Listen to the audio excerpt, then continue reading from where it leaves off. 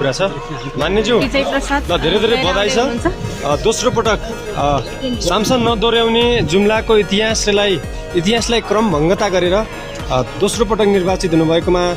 धेरै धेरै जुम्ली पत्रकारहरूको तर्फबाट बधाई दिँदै अन्तिममा यो जुम्लावासीका लागि के अनुरोध गर्न चाहनुहुन्छ के भन्न चाहनुहुन्छ सम्पूर्ण जुम्लावासी आमा बुवा दाजुभाइ तथा दिदीबहिनीहरू जुन तपाईँले माया र श्रद्धा देखाउनु हो यसको हामी ऋणी छौँ त्यो क्यामेराम्यान यार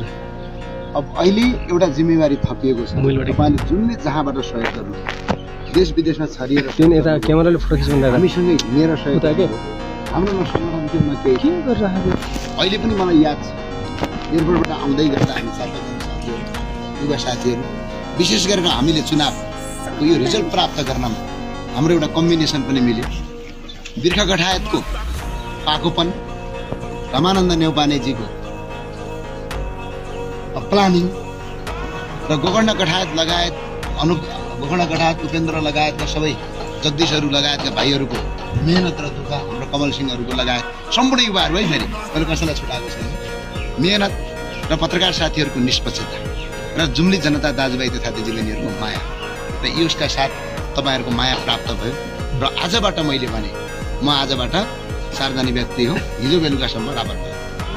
आजबाट सार्वजनिक व्यक्ति हो सबैको साझा हो न कुनै दल न कुनै पार्टी र कुनै व्यक्ति कसैलाई हेरिँदैन सबैका साथ साझाका साथ अगाडि बढिन्छ र संसारभर छरिएर जसले सदा राख्नुभयो जसले साथ र सहयोग दिनुभयो र विशेष गरेर सबैलाई पनि धेरै धेरै धन्यवाद भन्न चाहन्छु र अहिले अरू केही छैन एउटा जिम्मेवारी थपिएको छ फेरि कर्णालीको आवाज संसारभर पुर्याउनु छ अहिले बोल्नुभन्दा अब काम गरेर देखाउनु हस् जय राष्ट्रवाद